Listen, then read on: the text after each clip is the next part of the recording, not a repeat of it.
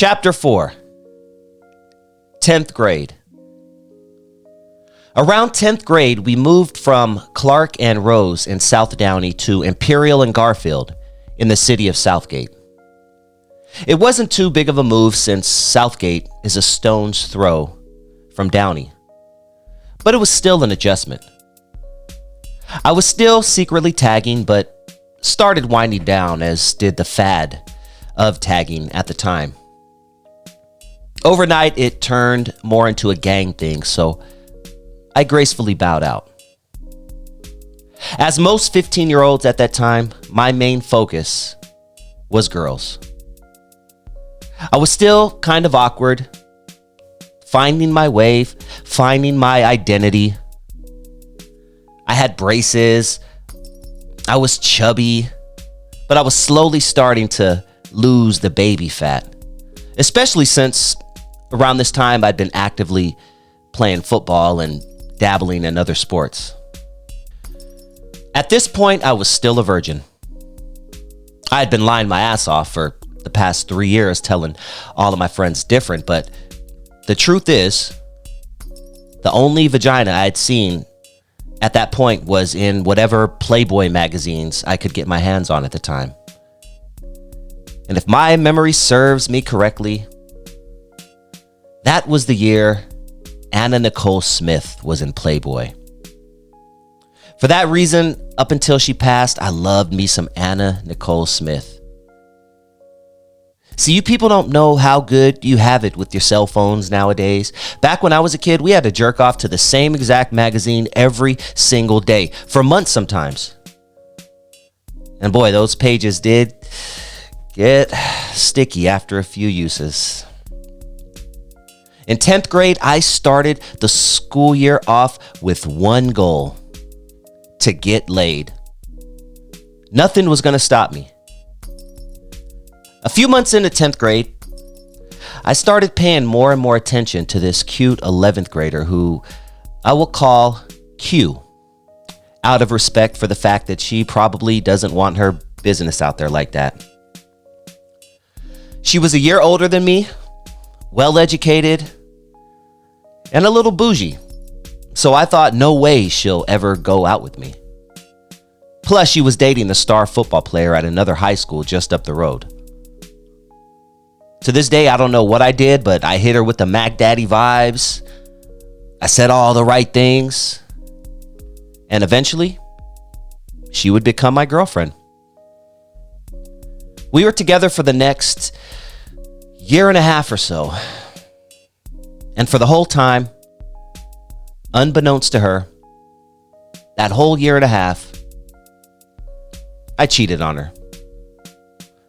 Look, I was 15 years old. Football player, hung out with the cool crowd. It was almost expected. But Q was my first.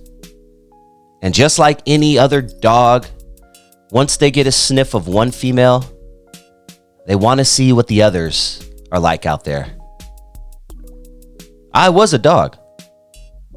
And so much so that became my nickname. A-Dog. A-D-O-G-G. To this day, I see people from my past and they don't even remember my real name. They remember me as A-Dog. That being said, I'm not advocating cheating. As a man who's knocking on 50's door, cheating sucks. Being cheated on sucks. But it's almost expected at 15. And I'm sorry to any woman out there who had a high school sweetheart you were in love with. He was all in love with you, all that cute stuff. I'm sorry to break it to you, but odds are he was cheating on you in high school. Anyway, back to my story. I was living in Southgate, and my homie Linwood, we called him Linwood because he lived in Linwood, dropped me off every day after school since Linwood is right next to Southgate. A lot of fun times in that Southgate apartment, which is still there to this day and still looks the same. Our apartments were right across the street from the Garfield swap meet, which is no longer there. The property that was once the Garfield swap meet are now high-rise $1 million condos. I have so many great memories about the Garfield swap meet. I used to buy clothes there. I'd buy pet snakes and shit. But the greatest memory I have is stopping at the music shop that was located inside to listen to whatever the latest hip-hop music was. That's where my love for hip-hop took a giant leap. I would go to the swap meet and listen to singles, mainly singles with an instrumental on the B-side. Now, I know right now some of you young kids are like, what the fuck is he talking about? Look, do your research. Anyway, I would buy tapes with instrumentals, then take them home and make songs out of them. My mom bought me a $15 Radio Shack mic that I connected to my radio, and my friends and I would hit record and freestyle all day. I'm bummed I lost most of those tapes from back then. So many good memories freestyling with my homies Endo, Swan, K-Smooth, and several others. My apartment was the apartment to be at after football practice. My mom had all the snacks, the good sodas, not the cheap 25-cent off-brand shit. We actually had Coca-Cola and Dr. Pepper. So my place became the hangout in Southgate. Meanwhile, at Downey High, the Silent Pimps crew was growing and growing. It was this year where I got introduced to another dude who would become a great friend of mine, whom still is 30 years later. My boy Tyre, aka T-Bone. Bone was another Compton native who was supposed to go to Dominguez, but used an address so that he can go to school in Downey and play football. As I mentioned before with Kevin, Bone and my story gets much better in the 11th and 12th grade year, so you'll hear more about Bone soon. It was around this time when Silent Pimps were beefing with another crew from Paramount High School. I'm not going to name the crew because even though it's been 30 years, I don't want to spark anything back up. But it got really real there for a minute. Like really real. Like gunplay real. Without saying too much, the climax of the situation was when both of our crews met up on some West Side Story rumble shit in the middle of a random field, and things went super left in Downey. My best friend K-Smooth has a much better memory of some of these events with this crew at Paramount High, so I'm going to let him break it down from his point of view, which is basically my point of view since I was right next to him the whole time. I remember I was dating someone that that used to date one of the Radicals, and I first noticed them like when I was with her, and my name, my moniker Smooth and SP was crossed out on her folder, and I'm like who crossed me out on your thing or whatever, and then she was telling me her ex who was from the.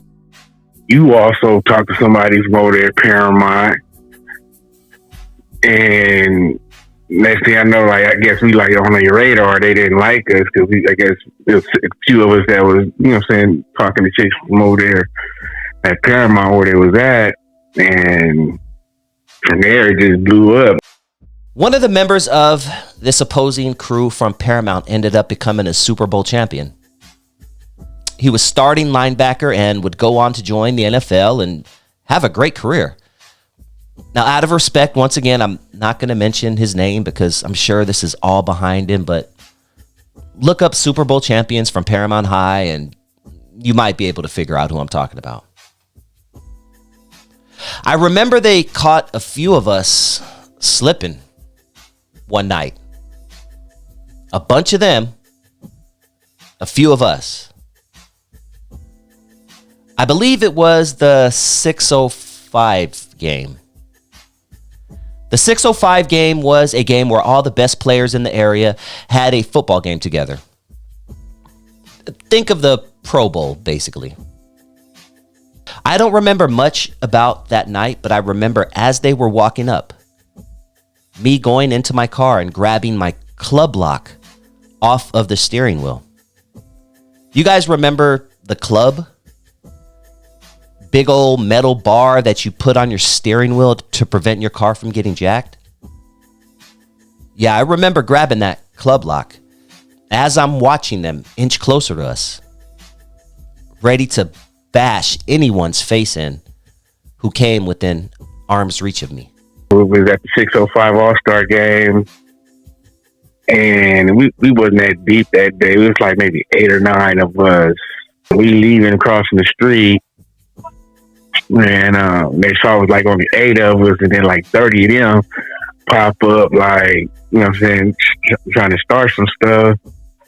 And then the one homie, rest in peace, was like, man, they just in the hood. Come on, man, let's get down. It was like, man, we're not about to sit here and fight like 30 dudes.